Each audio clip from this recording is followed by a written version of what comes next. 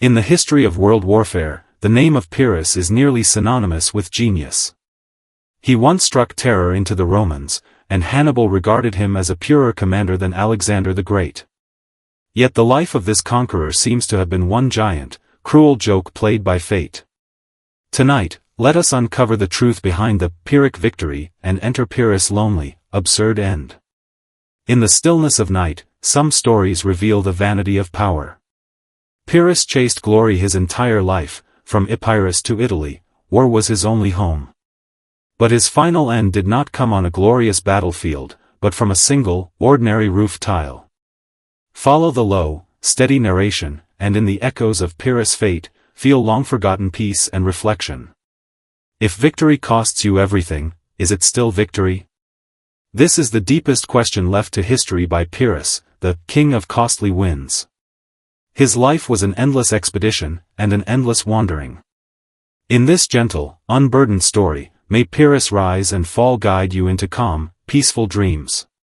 Imagine a tactical genius hailed as Alexander's rightful heir, leading his invincible army into an enemy city. He crossed the seas, drove the mighty Roman legions to despair, and even the war god Hannibal of later ages revered him above all others. Yet the flame of this hero's life was not snuffed out in a legendary duel for the ages. Instead, it ended on a gray afternoon, struck by a tile thrown casually from a rooftop by an old woman. Pyrrhus, a name forever tangled with the idea of Pyrrhic victory, full of paradox and sorrow. Tonight, by the softly flickering fire, let us enter his real life through a story you need not strain to remember. This is a tale of ambition, attrition, and how fate toys with the mighty. When you close your eyes, you may hear the endless march of boots along the Aegean coast, more than 2,000 years ago. If we win another battle like this, we are utterly ruined. In his tent after the Battle of Asculum, Pyrrhus looked out at the fields of wounded men and spoke these immortal words to his congratulating generals. At that time, he stood at the height of his power, commanding a fearsome legion of war elephants on his expedition across the sea to Italy. Pyrrhus was not born for slaughter. He was a pure soldier, obsessed with tactics to an almost pathological degree.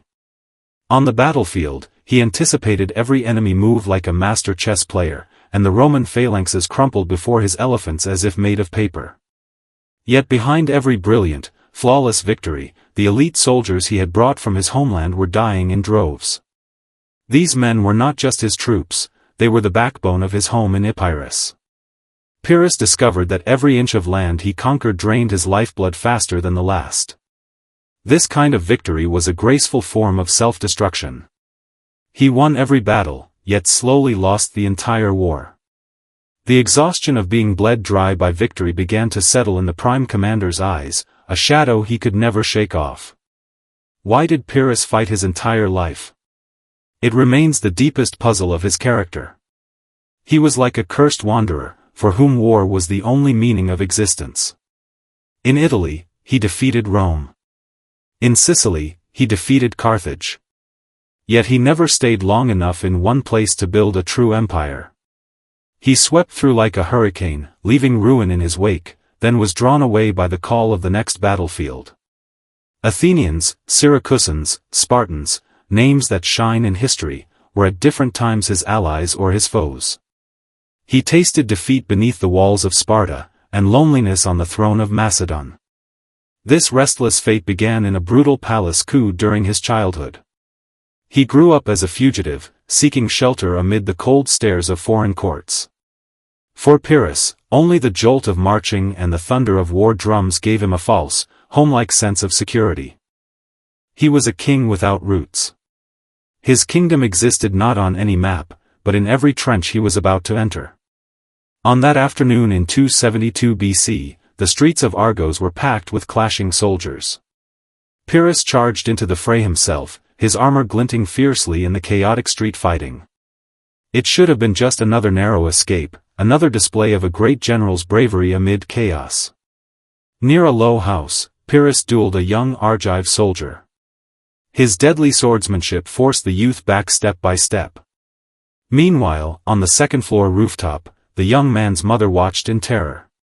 The old woman had no military training.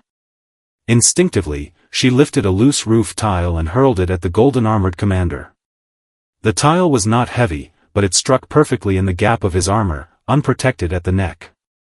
The war god who had haunted Roman generals' dreams and dazzled the Greek world reeled instantly, falling from his horse.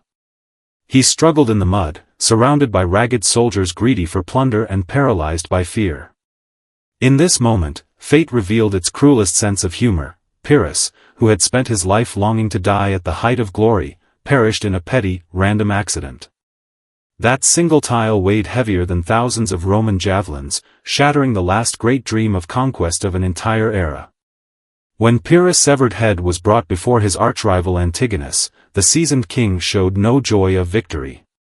Antigonus simply turned away, covered his eyes with his cloak, and sighed deeply. He mourned Pyrrhus' genius, and the malicious unpredictability of fate. Pyrrhus' life was the classic story of a man of great ambition and talent, yet cursed with fragile fortune. He had a more meticulous tactical mind than Alexander, but none of Alexander's almost divine luck. He was like a precision clock, chasing perfect accuracy with every tick, yet unaware that the gears of the age had turned elsewhere. The elite veterans who died for him, the cities shattered in costly victories, all turned to dust. After his death, the glory he once held was fully absorbed by Rome, and he became little more than a wedding stone for Rome's rise. This fate of building for others made Pyrrhus' life seem like a magnificent, futile performance.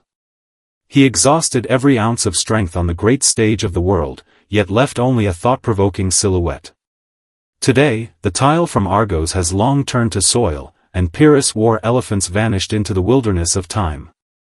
Return to the question at the start: if victory means ruin, if the ending is absurd, what is the point of our lifelong striving? Perhaps the greatest gift Pyrrhus left us is not his hallowed battle honors, but this moment of pause and reflection. He teaches us that fate is no equation to be perfectly calculated. In life, there are always tiles waiting for us. True victory may come when we let go of obsession with costly wins, and turn instead to inner peace and the warmth of the present moment. Tonight the fire has dimmed. There may be faint sounds outside, but rest assured, you are safe. Carried by Pyrrhus' grand yet quiet story, and in acceptance of life's unpredictability, sink into deep, peaceful sleep. On this night, there is no war, no winning or losing, only your steady breath and long, gentle dreams. Good night. May you wake tomorrow to a joy more precious than victory.